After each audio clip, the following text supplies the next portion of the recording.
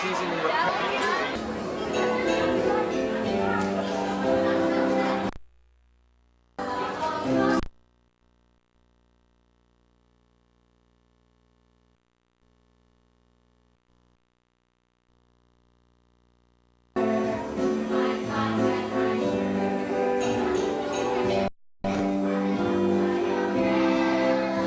Takes so long to do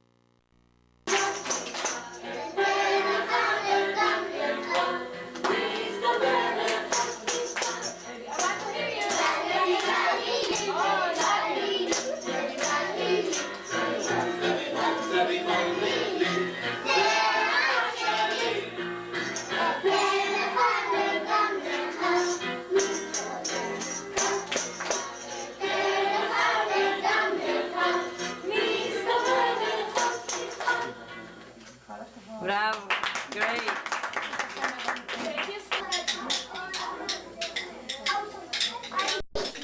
Salud. Ready?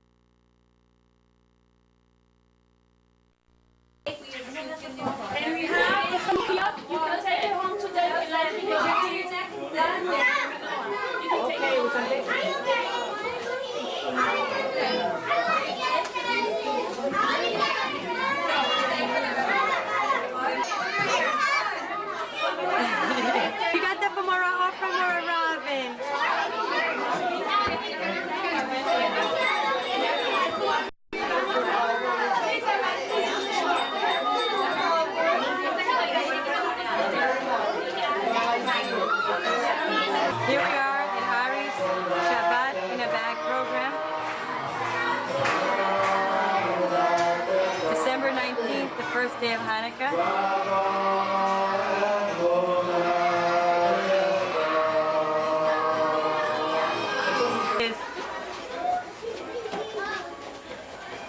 Hi, birthday boy. Michael, you too. Hi, Bobby.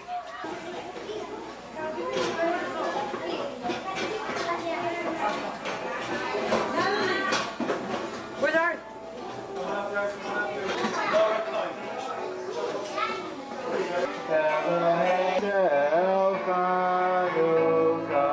Second bracha, Baruch atah she'osoli lavotenu v'yamim ha'im. First night only, bracha number 3, Baruch atah Eloheinu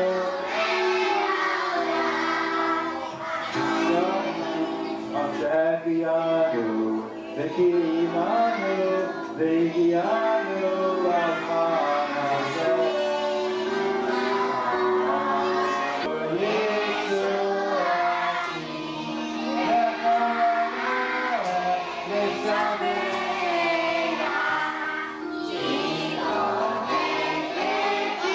Have you seen the words right here? I'm gonna take pictures. Let's lie it down. Let's start things together. Let's get a nice and beautiful.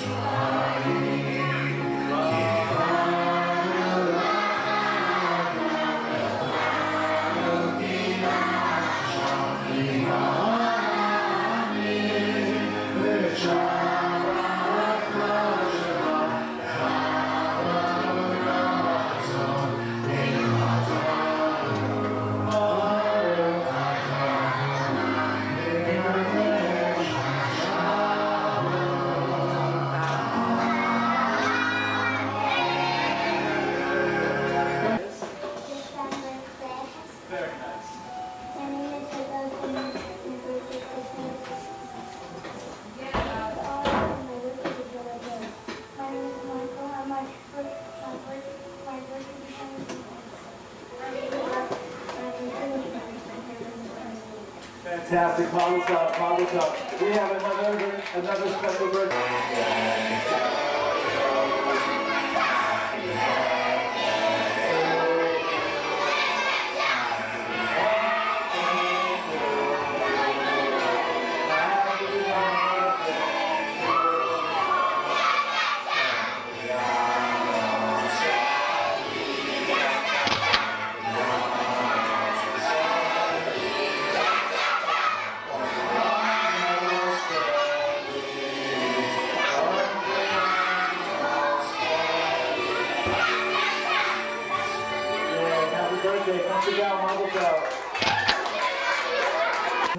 Maybe the building is a little bit older, but they put up a new building 10, 12, 15 years old. It's not that, because these are very new Jewish communities. But there was a time in Europe when Jewish communities were there, people were living in the same country, and not only in the same country, but in the same city, but not only in the same city, in the same town, for hundreds and hundreds and hundreds and hundreds and hundreds of years. Their parents lived there, their grandparents lived there, their grandparents lived there. And not only that, when you grow up and you decide that you want to be a doctor or a lawyer or a business person or a person who works on computers or a plane engineer or a pilot or a scientist, whatever you want to be, you can be whatever you want to be. But it used to be a time where chances are, when let's say your father was a baker, you would learn how to be a baker and become a baker yourself. If your father was a carpenter, or if he was an instrument maker, he made violins and he made instruments, you become an instrument maker. That's how people learn. They didn't have colleges. Well, let's say you don't like being a baker, you want to do something else, so your mom and dad would bring you to, let's say you wanted to be a painter, they would bring you to somebody who's a painter and say, you know what, my son is going to work for you, and instead of you paying him, teach him how to be a painter. And that's called being an apprentice. But that's how jobs work. It was father to son, mother to daughter. That's how people learn their jobs. Well, in this Beit Knesset, it was also the same thing. In the Beit Knesset, there's a person who is the rabbi, and he teaches people Torah, he speaks, he talks to them about different things. And there's also the Gabbai. And what the Gabbai does, if people are talking in shul, he reminds them not to talk. Or if people are, who's going to get called up to an aliyah, the Gabbai comes over to them and he tells them about what they're getting called up. Or he's the one that will light the candles and set this up. Now, this Gabbai, let's call him the Schwartz family, he had been the Gabbai, the one who's taking care of the shul. His father had been a Gabbai, his grandfather, and they've been Gabbayim in this family for hundreds and hundreds of years. Listen to the story. There's also a time when the non-Jews in the city were not so nice to the Jewish people who lived there. Sometimes they would come and bother them, and sometimes they would try to kill them. So when they built this Beit Knesset that was hundreds and hundreds of years old, the walls of that Beit Knesset were very, very thick. And the door was very, very thick. It was built like a castle. It was built like a fortress. Because in times of trouble, the Jewish people would come to the Beit Knesset and wait until the non-Jews calmed down and they would go away because they couldn't break into such a strong building. And this boy, growing up in the Schwartz family, there are certain things the family ever did. Raise your hand if you ever get a bedtime story. Does anybody read to you or tell you a story before you go to sleep? Great. And then usually what happens at the end of the story? You get a kiss, you get a good night, and your parents leave your room and you go to sleep. Well, in this family, there was one extra thing they did. Before the father would, after he gave him a kiss, before he would walk out of the room, he would say 4 words. He would say, B'shas sakana hamenorah b'kodesh. B'shas sakana means in times of danger, the menorah is in the Kodesh. Now, what does that mean? We have this called the Aron Kodesh. What do we keep inside the Aron Kodesh? Everybody call out. What do we keep inside? Torah. Do we keep a menorah inside the Aron Kodesh? No. Is anybody here? Raise your hand if you have a menorah in your Beit Knesset. Right? When you walk into the Beit Knesset, there's a menorah there. You can see it. It's usually out. They light it on Hanukkah, or sometimes a Beit Knesset has a fancy one that just has lights, but it's not inside the Aron Kodesh.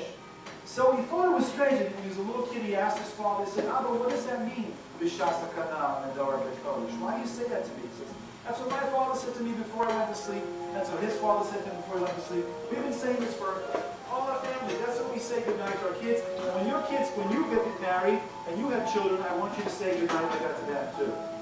Well, that's how he grew up. And unfortunately, there was a time where the non-Jews, around this time of the year, they had gone into the church, and the priest got up and said all kinds of terrible things about the Jewish people, and they got all drunk and upset, and they came with their pitchforks and their axes, and they wanted to hurt the Jewish people. So everybody went into the Beit Knesset, everybody was very afraid, and they were there hoping that after a few hours they would calm down and forget about it. They didn't leave. And the crowd grew bigger and bigger, and they started to bang on this huge door, and they started to shake it, and they started to try to break it with their axes. And the door was very thick, but if they were working so hard to get in, they knew after a while they would be able to break the door. Because how long can a wood door take an axe chopping at it? After a while, it starts to cut through. Not only that, they went and chopped down this tree, and they took a big tree and they hung it from chains, and they made like a little tripod, and they started to bang the tree into the door.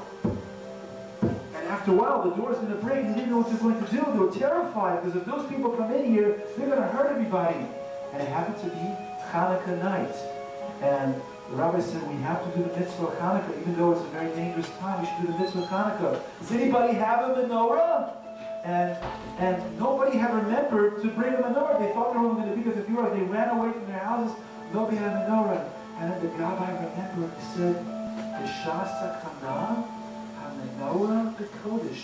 In times of danger, the menorah is in the kodesh. Say, listen everybody, I don't know what to tell you this, but in my family we have a little weird custom. Before you go to sleep at night, besides saying Shema, besides getting a kiss and a bedtime story, I tell my kids the following 4 words that my father said to me and his grandfather, my grandfather, his father said to him, and his grandfather, his grandfather. It's been in our family for years. And the words are B'shas sakana. And he was like, yeah, at times of danger, ha-menorah b'kodesh. And they said, menorah b'kodesh? We don't keep the menorah b'kodesh. Well, let's take a look. And they took out all the Sifrei Torah, and they started to look inside, and there was no menorah. You don't keep a menorah in the Aron Kodesh. He said, wait. And he saw in the corner, in the very corner, there was a small, little, tiny menorah, like stuck to the wall. He said, look at this. Isn't that the shape of it? It is a little menorah. I never saw that before. So we'll take it out. And he saw it was stuck to the wall, and he couldn't take it out. And then he realized it was part of a bigger circle. And he started to turn it and turn it. And as he turned it, the floor of the Aron started to go down and down and down, and all of a sudden it dropped. And they took like a candle, and they went and looked, and they saw there were stairs going down. Everybody went down those stairs, and there was a long tunnel, and that's how they were able to get out of the city and escape and survive all the people outside that were trying to hurt them. It's a true story.